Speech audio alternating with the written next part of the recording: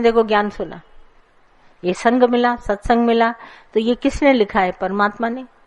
हमने तो कभी नहीं चाहा, निराकार ने चाहा, तो हम सबको यहाँ मिला दिया, तो मिल गया।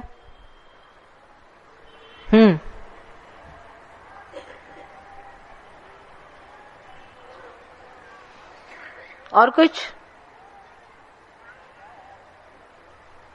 हम जो यहाँ बैठे हैं, हाँ, तो ये हमारे सत्संग मिलना हमारे प्रारब्ध में था। तुम्हें क्या लगता है? देखो, प्रारब्ध क्या होती है अच्छी तरह जानो। प्रारब्ध माना शरीर, सिर्फ देह में। तो क्या मिलता है? सुत, दारा और लक्ष्मी, बच्चों का, माता पिता, स्त्री का सुख, धन का सुख, तन का सुख, ये तुम्हारी प्रारब्ध है।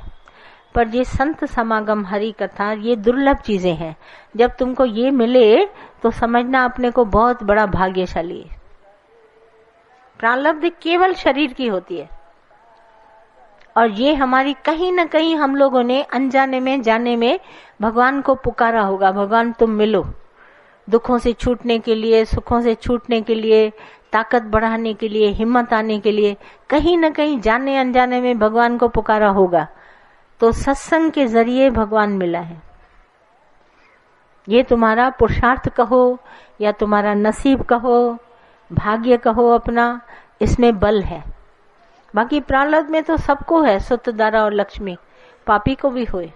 पर संत समागम, हरि कथा, तुलसी दुर्लभ दोए, ये दुर्लभ चीजें हमारे को मिल जाए तो समझ लेना बड़े भाग्यशाली है। बाकी तो ये सबके पास है, चोर के पास भी है, स्त्री का सुख, संतान का सुख, धन का सुख, उसके पास भी है। ऐसे ही हम सबके पास है। पानी रखिए, फिल्टर। आई समझ में बात? कि नहीं? धन का सुख हम सभी के पास है, ये प्रारब्ध है। क्लियर हुआ? ये भाग्य की निशानी, सबको नहीं ये मिलता है। अब देखो, दुनिया में इतने सारे लोग हैं, किसी को मिला है? और तुम्हारे घर में सिर्फ तुमको मिलेगा। फिर स्त्री को तुम भले लेके आओ, बच्चों को भले लेके आओ, पर तुम देखोगे कोई विरला इसको उठा पाता है, नहीं? तो इसीलिए भाग्य की निशानी। कितने लोग आते भी हैं, चले जाते हैं वापस। ये भाग्य नहीं है तो चले गए, जगाया नहीं भाग्य। आता तो मिल जाता, बैठता, पुरुषार्थ करता तो मिल जाता, पर नहीं मिला। नहीं? क्या चीज? हाँ हाँ हाँ हाँ हाँ हाँ हाँ जब एक दफा आना शुरू किया, हाँ, अब वो मुझसे पूछती कि अब मैं उनको अगर मना करूँ सत्संग ना जाओ, तो मैं उसको बोलता तुम ना जाओ, भले ना जाओ, मैं तो देखो ना, चख लिया ना तुमने एक बार, तो तुम छोड़ोगे नहीं इसको।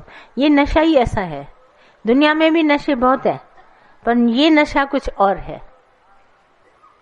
जब एक बार मिल जाता है तो छोड़ने को मन नहीं करता। तुम खुद ही हैरान होगा, ऐसा क्यों? तभी गीता भगवान हमेशा कहते थे, नारियों नहीं नर तारे, नारियां पकड़ पकड़ के ले आती हैं। इतनी अंदर में इच्छा उनको जबरदस्त है, मेरा पति ज्ञान सुने, मेरा बेटा ज्ञान सुने, मेरी बेटी ज्ञान सुने, सब मुझे बोलते हैं। मैं सबको बोलती, पहले तुम बोलो, सुनो, वो अपने आप सुनेंगे, उनका भी टाइम मुकर्रर है, वो आएंगे। देखो आ जाते हैं। ये नसीब जगाना पड़ेगा। मैंने कहा तुम दवा खाती है, कहती है डॉक्टर आदमी के लिए भी दवा दे दो, बच्चे के लिए भी दे दो। ऐसा करती है क्या? वो कहेगा मैं क्यों खाऊं, मैं बीमार हूं क्या?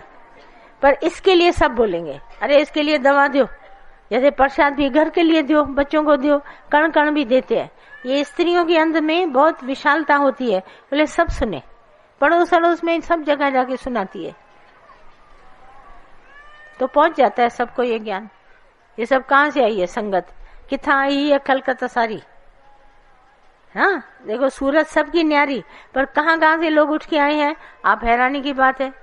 कितने सारे आए हैं, पैसा खर्च के, तकलीफें सह के, घर को छोड़ के, यूं आए। क्या आए हैं? यहाँ क्या मिलता है? तो कुछ तो होगा, वही देखो प्रत्यक्ष। क्योंकि ये खजाना कहीं और नहीं मिलेगा, और खुलती है साल में एक बार दुकान। मजा देखो, है उत्तम धन, पर खुलेगी साल में एक बार, वो भी 10 दिन मुकर्रर है। 11वां दिन तुमको नहीं मिलेगा।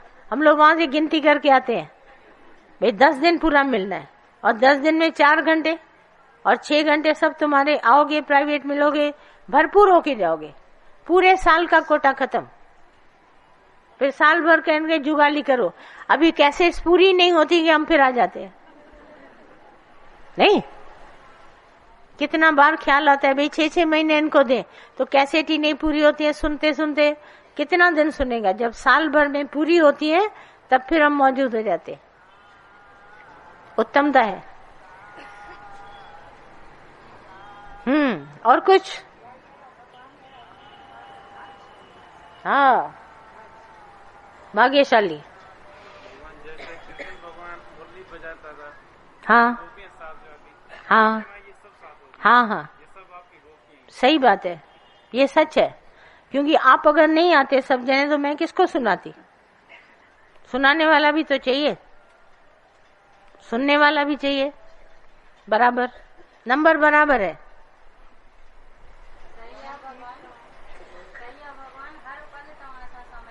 बिल्कुल, तभी तो देखो ना ये दादा की कराई हुई मेहनत। अभी दादा मुझे इतना न करता, मैं सच बताती हूँ, मैं कभी इधर उधर 5-10 मिनट टाइम गवाती थी, तो दादा एकदम कहता था लैलाओ किधर है? तो मैं सोचती थी दादा सब जने आज दादा बुला रहा है, दादा बुला रहा है। तो मैं कभी कहती थी, मैं किचन में थी इधर, बोला तुम्हारा ये काम नहीं है, तुम मेरे सामने बैठो, ज्ञान ले लो, तुम मेरा काम करेगी, सारी दुनिया को जाके ये देगी। ये जो है ना बुढ़ी लोग बैठी है ना, वो जाके प्याला वाला धोए।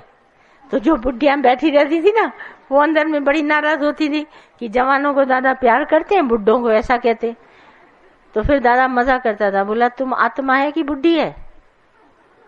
जब वो कहती थी ना ये हम लोग बुढ़ों को नहीं प्यार करता है, कहता था तुम आत्मा है कि बुढ़ी है? तुम बुढ़ी कभी, गुरमुख कभी नहीं बुढ़े। और हम सबको जवानी से ये ज्ञान देकर बोला मेरे काम पे लगना। ये गुरु ने उम्मीद रखी, मैंने कभी नहीं सोचा कि इतना काम होगा, ये होगा, कभी नहीं सोचा। ये ज्ञान पाकिस्तान जाएगा, हर एरिया में जाएगा, मेरे को कभी ध्यान नहीं था। मैं अपनी चलती थी, गिरती थी, उठती थी, कभी मन कभी वो। और आज देखो दादा की अंदर में इतना संकल्प उत्तम, और खड़ा कर दिया। ये सब गुरु कृपा है, अपने से कुछ नहीं होता। नहीं, जैसे नहीं बाप उम्मीद रखते अरे मेरा चुंदू फुंदू मेरा बेटा है ना, देखना एक दिन मल्टी मिलियनर बनेगा, तो मल जाता है। तो यही गुरु ने बोला। उस समय अपने में इतनी अकल भी नहीं थी कि कहाँ चलेंगे, क्या करेंगे, ये सब गुरु कृपा है। गुरु ने संकल्प किया उत्तम, तो देखो आप सब मिले, नहीं तो नहीं मिलते। एक एक के मन में बैठ के दादा बोलता है चलो ज्ञान सुनो, चलो उधर बैठो ध्यान से सुनो। देखो ये उसकी कृपा है ना, हम क्या करेंगे? हमारे हाथ में कुछ नहीं है, खाली दोनों हाथ, कुछ नहीं है। इसीलिए इस बार मैं शास्त्र भी कोई नहीं लाई। मैंने कहा तुम सब मेरे से रूबरू हो, पता नहीं जिंदगी का कितना टाइम कहाँ, और सब अपने मन के संकल्प विकल्प हटा के उत्तम गति को प्राप्त हो, मोक्ष पद लेके जाओ, छुटकारा, जगत बनाने। ये सब दिखाई देता है भरम के आधार पर। इसीलिए मैंने सवेरे आपको सांप और रस्सी का मिसाल बताया।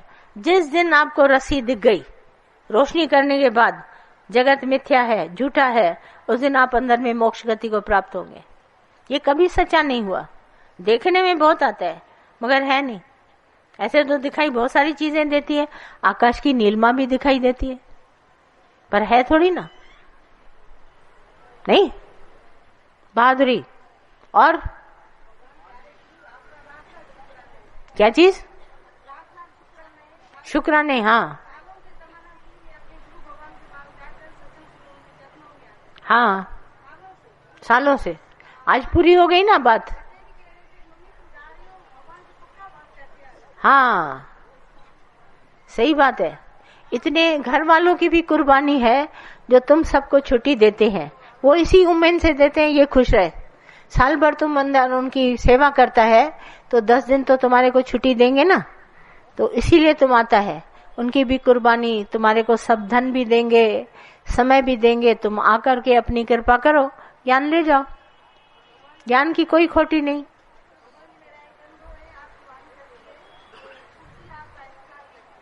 क्या? कुर्सी? हाँ हाँ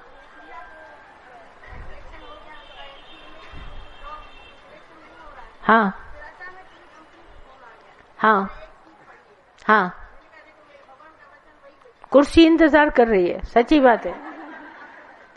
मेरे को दादा कहते थे ना, कुर्सी इंतजार कर रही है, तो सच्ची बात, तुम्हारी बेटी की कुर्सी इंतजार करेगी, एक ही सीट बचेगी, तुमको मिल जाएगी। बराबर। हाँ हाँ, बिल्कुल सच्ची बात है। और मेरे लिए तो दादा ऐसा मजा करता था। एक बार मैंने इंटरव्यू देने के लिए अप्लाई किया, इंटरव्यू लेटर भी आया, तो 5-6 कैंडिडेट आने वाले थे, कोई कलकत्ता, कोई बनारस, कोई यहाँ से। उस दिन कोई नहीं पहुंचा टाइम पर, सिर्फ मैं पहुंची, तो उनको लाचारी में मेरा करना पड़ा। बोला और कोई प्रेजेंट ही नहीं। मैं हैरान कि इतने सारे लोग, दादा ने बिल्कुल ट्रैफिक रोक दी। बोला कोई नहीं आएगा, सिर्फ ये जाएगी। हैरानी की बात है, मैं अंदर में सोचने लगी ऐसा कैसे हो गया, 5-6 कैंडिडेट कुछ तो होते ना। बोला कलकत्ते वाला आया नहीं, फलाना नहीं आया, इधर से उसको ट्रेन नहीं मिली, उसने फोन कर दिया कि मैं नहीं आ सकता, और मेरे को सीट मिल गई। ये तो दादा की करामत है। सिर्फ अंदर में विश्वास रखो, तुम्हारे लिए सीट कुर्सी खाली पड़ी है, तुम जाके बैठेगा। हाँ हाँ, सच्ची बात है। बच्चों के अंदर विश्वास जगाओ। सब कुछ बना पड़ा है। उधर भी मेरे को बहुत बोलते हैं एडमिशन मिले, यहाँ जाए वहां जाए। अरे मैंने कहा भगवान पे रखो, जहाँ तुम्हारी सीट खाली होगी तुमको मिलेगा। जाओ, वुमेन से जाओ। हाँ हाँ हाँ, बस एक ही सीट हमको चाहिए, 2 तो चाहिए भी नहीं। यहाँ भी तुम्हारी एक एक सीट पड़ी थी, सबने आगे अपनी अपनी सीट ले ली, बात खत्म, भर गया पंडाल। सबके लिए है, सिर्फ उम्मीद अच्छी रखो। और दादा के बारे में बताइए। क्या बताऊं? दादा साहब कैसे जुड़े, मतलब दादा के बारे में आप पूरा, दादा का जीवन आपको बताए? हाँ बता सकते हैं, ऐसी कोई बात नहीं। हमारे दादा कहाँ से थे? हैदराबाद सिंध से। तब दादा की उम्र थी 40 साल। हीरों का व्यापार करते थे, डायमंड के होलसेल व्यापारी थे। उन दिनों सिंगापुर इधर उधर जाते थे व्यापार के लिए, जब हैदराबाद सिंध में रहते थे। दादा के 5 बेटे थे और 3 बेटियां थी, स्त्री थी, अच्छे खासे अंदर में रहते थे। पर अचानक उनको एक कच्छी गुरु मिल गया। पाकिस्तान में एक गुरु था, उनको मिल गया। तो पहले तो हम सभी जैसे विश्वास नहीं रखते हैं, तो दादा जाते थे गुरु के पास ज्ञान सुनने के लिए। जब वहां ज्ञान सुनने गए तो उनको ज्ञान बड़ा अच्छा लगने लगा, जैसे आप सब सुनते हैं तो बहुत अच्छा लगता है। पर ये अंदर में कहते थे कि कैसे आत्मा का निश्चय, जैसे आप सबके अंदर विचार आता है, कैसे ये घर संसार, कैसे ये परिवार, इस तरह की बहुत बातें सुनते थे। पर शुरू से ही उनकी प्रीत गुरु से लग गई। रोज गुरु के पास डेली जाते थे। और दादा का एक दोस्त था, ये ब्रह्म कुमारियों का सत्संग होता है ना, दादा लेखराज, दोनों आपस में दोस्त थे। ये भी ले जाते थे, उसको भी ले जाते थे ज्ञान में। दोनों जने एक ही बगीचे में बैठते थे, न्यूज़पेपर पढ़ते थे, बातें करते थे गुरु की। दोनों ने ज्ञान सुना। तो उसके बाद 47 हुआ, हिंदुस्तान पाकिस्तान, तो माइग्रेट करके दादा आए। तो पहले पहले इधर इंडिया में उन्होंने उदयपुर शहर चुना, उदयपुर में पहुंचे। उन दिनों रियासत के राजा होते थे, उदयपुर का राजा था। तो दादा जब वहां उदयपुर में पहुंचे, पर गुरु के पास 9 महीना ज्ञान सुना, सिर्फ 9 मंथ्स ज्ञान सुनने के बाद दादा को गुरु ने बोला मंगन, अब तुम मेरी जाके सेवा करो, ये ज्ञान जाके सब में बांटो। और लेखराज को भी बोला सबको जाके ये ज्ञान दो। दोनों दोस्त वहां से आए, इतना थोड़ा सा ज्ञान सुन के। पर दादा को अंदर में बहुत निष्काम सेवा के लिए दिल होता था कि मैं गुरु का ज्ञान जाके सबको दूं। तो जब उदयपुर में पहुंचे, वहां राजा था। तो ये लोग राजा महाराजा पहले नहीं, कोई पंडित बिठा के भागवत पढ़ते थे, गीताएं पढ़ते थे। बड़ी उसके घर में लाइब्रेरी बनी हुई थी। पर उसकी औरत को नर्वस सिस्टम की बीमारी थी, वो बैठे बैठे खाना खाती थी, उल्टी करती थी। तो राजा को बहुत अंदर में ख्याल हुआ कि ऐसा ब्रह्म ज्ञानी कोई गुरु